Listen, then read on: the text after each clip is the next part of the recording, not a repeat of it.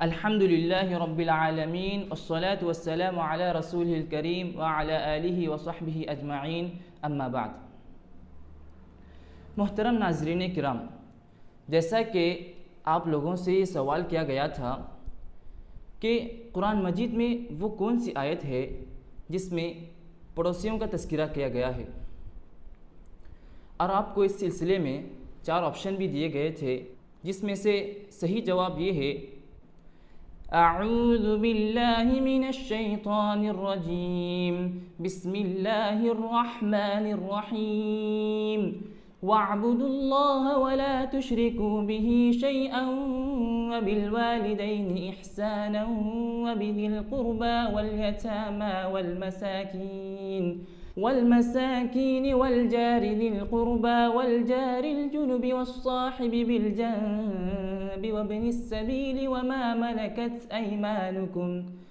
إِنَّ اللَّهَ لَا يُحِبُّ مَنْ كَانَ مُخْتَالًا فَخُورًا۔ اللہ تعالیٰ اس آیت میں بہت سے امور کے سلسلے میں ارشاد فرما رہے ہیں۔ اللہ تعالیٰ فرماتے ہیں کہ تم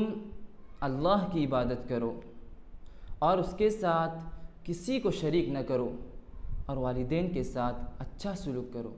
وَبِالْوَالِدَيْنِ إِحْسَانًا وَبِذِي الْقُرْبَى وَالْيَتَامَى، اور رشتہ داروں کے ساتھ، یتیموں کے ساتھ، اور اس پڑوسی کے ساتھ جو آپ کا پڑوسی بھی ہے اور رشتہ دار بھی ہے، اور وہ پڑوسی جو صرف آپ کا پڑوسی ہے، آپ کا اس کے ساتھ کوئی رشتہ نہیں ہے، اور ایک وہ پڑوسی ہوتا ہے جو صرف چند لمحوں کے لیے، چند منٹوں کے لیے آپ کا پڑوسی ہو، یعنی آپ کا رفیق پہلو ہو۔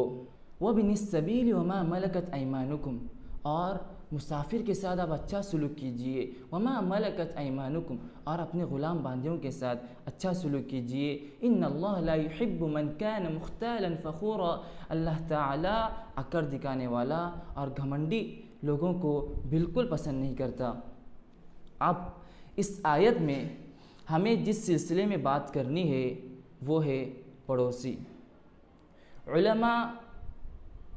پڑوسیوں کی 3 قسمیں بیان کرتے ہیں جو کہ اس آیت میں بیان کی گئی ہے۔ وَالْجَارِ ذِي الْقُرْبَى،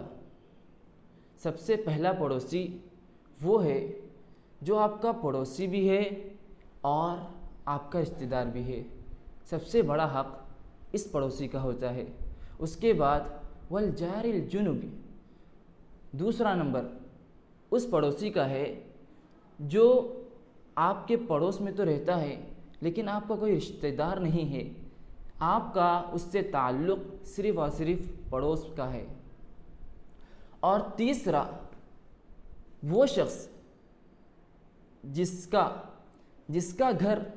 آپ کے بغل میں نہیں ہے بلکہ صرف چند لمحوں کے لیے، چند منٹوں کے لیے وہ آپ کا پڑوسی ہوتا ہے۔ مثلاً آپ کسی ٹرین پر سفر کرتے ہو یا پھر کسی ہوائی جہاز پر سفر کر رہے ہو، تو آپ کی سیٹ میں آپ کے آگے، آپ کے بغل میں جو ساتھی ہوتا ہے، جو آدمی بیٹھا ہوا ہوتا ہے، وَالصَّاحِبِ بِالْجَنبِ کا مطلب وہ ہے، یعنی چند منٹوں کے لیے یا چند لمحوں کے لیے جو پڑوسی ہوتا ہے وہ پڑوسی۔ اسلام کی خوبصورتی دیکھیے کہ ذہن میں تو یہ بات بالکل صاف طور پر سمجھ میں آتی ہے کہ جو شخص ہمارا پڑوسی ہے اور ساتھ ہی ساتھ ہمارا رشتہ دار بھی ہے تو اس کے ساتھ حسن سلوک سمجھ میں آتا ہے، اور وہ شخص دوسرے نمبر پر وہ شخص جو ہمارا پڑوسی ہے لیکن ہمارا اس سے کوئی تعلق نہیں ہے، یعنی کوئی وہ ہمارا رشتہ دار نہیں ہے، پھر بھی چونکہ ہمارا گھر اس کے بغل میں ہے، اس کے ساتھ احسان کرنا، حسن سلوک کرنا ایک سمجھ میں آنے والی بات ہے۔ لیکن وہ شخص جو صرف چند منٹوں کے لیے، چند لمحوں کے لیے ہمارے پڑوس میں بیٹھے، اسلام نے ہمیں یہ کہا ہے کہ تم اس کے ساتھ بھی اچھا سلوک کرو، وہ بھی تمہارا پڑوسی ہے۔ پڑوسی کیسا بھی ہو ہمیں اس کے ساتھ اچھا سلوک کرنا چاہیے، چاہے وہ پڑوسی غیر مسلم ہی کیوں نہ ہو۔ صرف مسلمانوں کے ساتھ اچھا سلوک کرنے کا ہمیں حکم نہیں دیا گیا ہے، بلکہ اگر پڑوسی غیر مسلم ہو تو اس کے ساتھ بھی ہمیں اچھا سلوک کرنا چاہیے۔ ہمارے اسلاف کی زندگیاں ہمارے لیے نمونہ ہیں۔ امام ابو حنیفہ رحمۃ اللہ علیہ کے بارے میں آتا ہے کہ ان کے پڑوس میں ایک یہودی رہتا تھا۔ جب امام ابو حنیفہ رحمۃ اللہ علیہ رات میں مصلی بچھا کر اللہ کے سامنے کھڑے ہوتے اور نماز پڑھنے میں، ذکر کرنے میں مشغول رہتے، تو حضرت امام ابو حنیفہ رحمۃ اللہ علیہ کا یہ پڑوسی جو کہ یہودی تھا، وہ شراب پی کر آتا تھا، اپنے گھر میں چیختا رہتا تھا، چلاتا رہتا تھا اور اشعار پڑھتے رہتا تھا، کئی طرح کے اشعار پڑھتا۔ مثال کے طور پر وہ یہ کہتا: اضاعونی فأی فتن اضاعوا، اضاعونی فأی فتن اضاعوا لیوم کریہۃ وسداد ثغر۔ وہ یہ کہتا تھا کہ انہوں نے مجھے ضائع کر دیا، اور کیسے نوجوان کو انہوں نے ضائع کر دیا جو جنگ کے موقع پر اور سرحدوں کی حفاظت کے لیے کام آتا تھا۔ وہ پوری رات شراب پیتا، اشعار پڑھتا، چلاتا رہتا۔ حضرت ابو حنیفہ رحمۃ اللہ علیہ کو اس سے بڑی تکلیف ہوتی تھی، لیکن کبھی بھی حضرت ابو حنیفہ رحمۃ اللہ علیہ نے اس کو اف تک نہیں کہا، اس کی کوئی شکایت نہیں کی۔ ایک مرتبہ ایسا ہوا کہ اسی یہودی پڑوسی کو پولیس اٹھا کر لے کے گئی۔ اب یہ خبر حضرت امام ابو حنیفہ رحمۃ اللہ علیہ تک پہنچی۔ حضرت امام ابو حنیفہ رحمۃ اللہ علیہ جلدی سے گئے پولیس کے پاس اور اس کو چھڑانے کے لیے جو قیمت دی جاتی ہے، جرمانہ، وہ بھی خود سے دیا، اور اس سے امام ابو حنیفہ رحمۃ اللہ نے فرمایا: تو جو کل رات کہہ رہا تھا کہ ہم نے تجھے ضائع کر دیا، ایسا ہرگز نہیں ہے، ہم آپ کے پڑوسی ہیں، ہمیں آپ کا خیال رکھنا چاہیے، اور بالکل ہم نے آپ کو ضائع نہیں کیا، چلیے ہم گھر چلتے ہیں۔ یہ اخلاق دیکھ کر، پڑوسیوں کے ساتھ یہ سلوک دیکھ کر علماء لکھتے ہیں، کہا جاتا ہے کہ جب وہ گھر گئے، جب اس یہودی کو حضرت امام ابو حنیفہ رحمۃ اللہ علیہ نے گھر جا کر چھوڑا، تو وہ کہتا ہے کہ میں آج کے بعد سے توبہ کرتا ہوں اور پختہ ارادہ کرتا ہوں کہ میں کبھی بھی شراب کو ہاتھ نہیں لگاؤں گا، اور کبھی بھی نہیں چلاؤں گا، اور کبھی کسی بھی طرح کی آپ کو تکلیف نہیں دوں گا۔ ہمارے اسلاف کے ان کے پڑوسیوں کے ساتھ ایسے اخلاق تھے، ایسا برتاؤ تھا، ایسا نیک سلوک تھا۔ مسلمان تو مسلمان، انہوں نے غیر مسلموں کے ساتھ بھی اچھا اخلاق اپنایا۔ آج ہمیں بھی ایسے اخلاق اپنانے کی ضرورت ہے۔ پڑوسیوں کے تعلق سے بہت سی احادیث آتی ہے۔ ایک مرتبہ اللہ کے نبی صلی اللہ علیہ وسلم نے فرمایا: ما زال جبرائیل یوصینی بالجار حتی ظننت انہ سیورثہ۔ کیا فرمایا؟ حضرت جبرائیل علیہ السلام اللہ کے نبی کے پاس آتے ہیں اور اللہ کے نبی صلی اللہ علیہ وسلم کو پڑوسیوں کے سلسلے میں وصیت کرتے ہیں۔ اللہ کے نبی فرماتے ہیں کہ جبرائیل نے مجھے اتنی وصیت کی، پڑوسیوں کے تعلق سے اتنی وصیت کی کہ میں یہ گمان کرنے لگا، مجھے اس بات کا یقین ہونے لگا کہ ابھی 2-3 باتوں کے بعد وہ پڑوسیوں کو کیا کریں گے؟ وراثت میں بھی ان کو حصہ دے دیں گے۔ وراثت کسے کہتے ہیں؟ آدمی کا جب انتقال ہوتا ہے تو جو اس کا مال ہوتا ہے، جو پیچھے چھوڑ کر جاتا ہے، اس کے بیٹوں کو، اس کے بیوی بچوں کو، اس کے قرابت داروں کو، اس کے رشتہ داروں کو وہ مال دیا جاتا ہے۔ تو اللہ کے رسول فرماتے ہیں کہ حضرت جبرائیل نے مجھے اتنی وصیت کی پڑوسیوں کے سلسلے میں کہ میں نے یہ گمان کر لیا کہ ان کو، پڑوسیوں کو اب وراثت میں بھی حصہ دیا جائے گا، وہ اتنے قریب ہو جائیں گے کہ ان کو وراثت میں بھی حصہ دیا جائے گا۔ مرتبہ اللہ کے نبی صلی اللہ علیہ وسلم نے فرمایا کہ وہ آدمی مومن نہیں ہو سکتا۔ 3 مرتبہ فرمایا وہ آدمی مومن نہیں ہو سکتا، وہ آدمی مومن نہیں ہو سکتا جس کے شر سے اس کا پڑوسی محفوظ نہ ہو۔ کیا مطلب اس کا؟ یعنی اس کا مطلب یہ ہے کہ کسی شخص کے کامل مومن ہونے کے لیے یہ شرط ہے کہ اس کا پڑوسی، اس کے بغل میں رہنے والا، اس کے ادنا سے ادنا شر سے محفوظ ہو۔ اللہ کے نبی صلی اللہ علیہ وسلم کے پاس ایک شخص آتے ہیں اور یہ سوال کرتے ہیں کہ یا اللہ کے رسول آپ مجھے کوئی ایسا عمل بتا دیجئے جس سے میں جنت میں داخل ہو جاؤں۔ تو اللہ کے نبی صلی اللہ علیہ وسلم فرماتے ہیں کہ تم نیک بن جاؤ، اللہ تعالیٰ تمہیں جنت میں آسانی کے ساتھ داخلہ دے دیں گے۔ تو وہ شخص اللہ کے نبی صلی اللہ علیہ وسلم سے یہ سوال کرتے ہیں کہ مجھے میرے نیک بننے کا کیسے علم ہوگا؟ تو اللہ کے نبی صلی اللہ علیہ وسلم فرماتے ہیں تم اپنے پڑوسیوں کے پاس جاؤ اور ان سے پوچھو، اگر وہ تمہیں نیک کہیں تو تم نیک ہو، اگر وہ تمہیں برا کہیں تو تم برے ہو۔ اس سے ہمیں پتہ چلتا ہے کہ ہمیں ہمارے پڑوسیوں کے ساتھ کس اچھے برتاؤ کے ساتھ ہمیں ان سے پیش آنا چاہیے کہ وہ ہمارے اچھے ہونے کی گواہی دیں۔ ایک مرتبہ اللہ کے رسول صلی اللہ علیہ وسلم نے ارشاد فرمایا وہ شخص جنت میں داخل نہیں ہوگا جس کے شر سے اس کا پڑوسی بے خوف نہ ہو، یعنی ہر وقت اسے اپنے پڑوسی سے کسی نہ کسی سلسلے میں خوف رہتا ہے۔ ہمیں خاص خیال رکھنا چاہیے کہ ہمارے پڑوسی ہم سے ہر ایک سلسلے میں مامون ہو، تاکہ کل قیامت کے دن ہمارا گریبان اس سلسلے میں پکڑا نہ جائے اور ہماری اس سلسلے میں کوئی گرفت نہ ہو۔ اللہ کے نبی صلی اللہ علیہ وسلم نے فرمایا جس نے پڑوسیوں کو تکلیف دی گویا کہ اس نے مجھے تکلیف دی، اور جس نے مجھے تکلیف دی گویا کہ اس نے اللہ کو تکلیف دی۔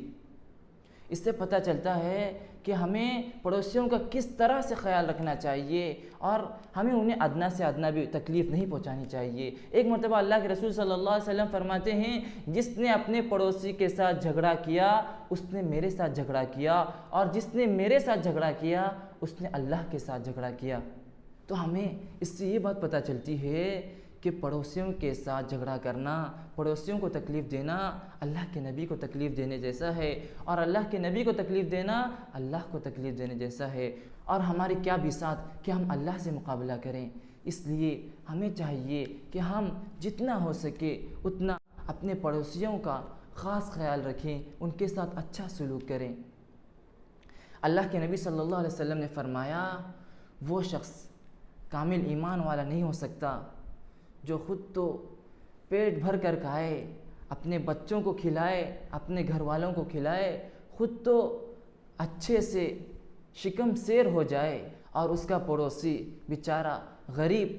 جس کے گھر میں کھانا نہ ہو، جس کے گھر میں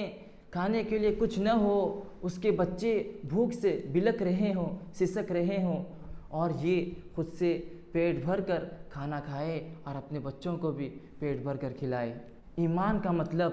اسلام کا مطلب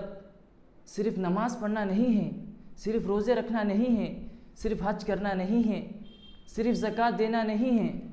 صرف گناہوں سے بچنا نہیں ہے، بلکہ معاشرتی زندگی میں بھی ہر ایک کا حق ادا کرنا، ہر ایک کے ساتھ اچھا سلوک کرنا، یہ بھی ایمان ہے، یہ بھی اسلام ہے، یہ بھی اسلام کا پیغام ہے، یہ بھی اللہ اور اس کے رسول کا حکم ہے۔ اللہ کے رسول صلی اللہ علیہ وسلم فرماتے ہیں اپنے پڑوسیوں کا خاص خیال رکھو، اگر تمہارا پڑوسی بیمار ہو تو جاؤ اس کے گھر میں جاؤ، اس کی عیادت کرو، اور اگر آپ کے پڑوسی کا انتقال ہو جائے تو اس کے جنازے میں شریک ہو جاؤ، اور اگر آپ کا پڑوسی غریب ہو، محتاج ہو تو اس کی مدد کرو، آپ کا پڑوسی تنگ دست ہو تو اسے تسلی دو، اس کی پیسوں کے ذریعے سے مدد کرو۔ وہ اگر آپ کے پاس قرض مانگتا ہے، پیسوں کا طلب کرتا ہے، آپ کے پاس پیسے ہوں تو اسے قرض دو، اور اگر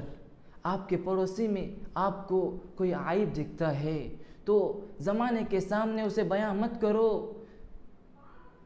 کسی کے پاس جا کر اس کی غیبت نہ کرو، بلکہ اس عیب پر آپ پردہ ڈالو۔ اللہ کے نبی صلی اللہ علیہ وسلم نے فرمایا کہ تم اپنے پڑوسی کے بغل میں اس کی اجازت کے بغیر اتنی بڑی عمارت تعمیر نہ کرو جس کی وجہ سے آپ کی عمارت کی تعمیر سے پہلے اس جگہ سے اس کے گھر میں جو ہوا آتی تھی وہ ہوا آپ کی عمارت کی تعمیر کے بعد آنا بند ہو جائے۔ یہاں تک خیال رکھا گیا پڑوسیوں کا۔ کبھی کبھار ایسا بھی ہوتا ہے کہ ہم پڑوسیوں کے ساتھ اچھا سلوک کرتے ہیں، ان کے ساتھ اچھے رویے سے پیش آتے ہیں، مگر ہمارا پڑوسی ہمارے ساتھ اچھے رویے سے پیش نہیں آتا، وہ ہمارے ہر احسان کو ٹھکرا دیتا ہے اور ہمارے ساتھ ہمیشہ غلط رویے سے پیش آتا ہے، ہمیں برا بھلا کہتا ہے، تو ہمیں اس وقت اسلام کیا پیغام دیتا ہے؟ ہمیں اسلام یہ پیغام دیتا ہے کہ ہمیں صبر کرنا چاہیے، ہمیں وہ اگر گالیاں دے رہا ہے تو ہمیں جواباً گالی نہیں دینی چاہیے، وہ اگر ہمیں تکلیف دے رہا ہے تو جواباً ہمیں اسے کوئی تکلیف نہیں دینی چاہیے، ہمیں اسے کوئی برا بھلا نہیں کہنا چاہیے۔ اللہ کو 3 لوگوں سے بڑی محبت ہے، اس میں سے ایک شخص وہ ہے کہ جس کا پڑوسی جسے بہت تکلیف دیتا ہے، جسے بہت ستاتا ہے، لیکن وہ اچھے اخلاق سے پیش آتا ہے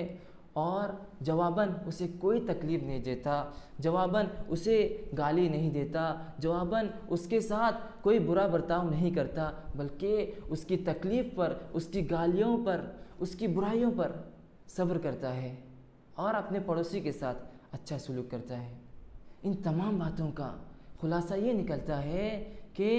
ہمیں اپنے پڑوسیوں کے ساتھ اچھا سلوک کرنا چاہیے، تاکہ کل قیامت کے دن یہ پڑوسی ہمارے خلاف گواہی نہ دے، بلکہ یہ پڑوسی اللہ کے سامنے یہ کہے کہ اے اللہ، مجھے اس پڑوسی سے کوئی شکایت نہیں تھی، جس کے بدلے میں اللہ تعالی ہم سے خوش ہو اور ہمیں جنت عطا کرے۔ کہنے کے لیے، بتانے کے لیے 1000 باتیں ہیں، لیکن عمل کرنے کے لیے ایک بات بھی کافی ہے۔ اللہ تعالیٰ کہنے والے کو بھی عمل کرنے کی توفیق عطا فرمائے اور سننے والوں کو بھی عمل کرنے کی توفیق عطا فرمائے۔ وآخر دعوانا ان الحمد للہ رب العالمین۔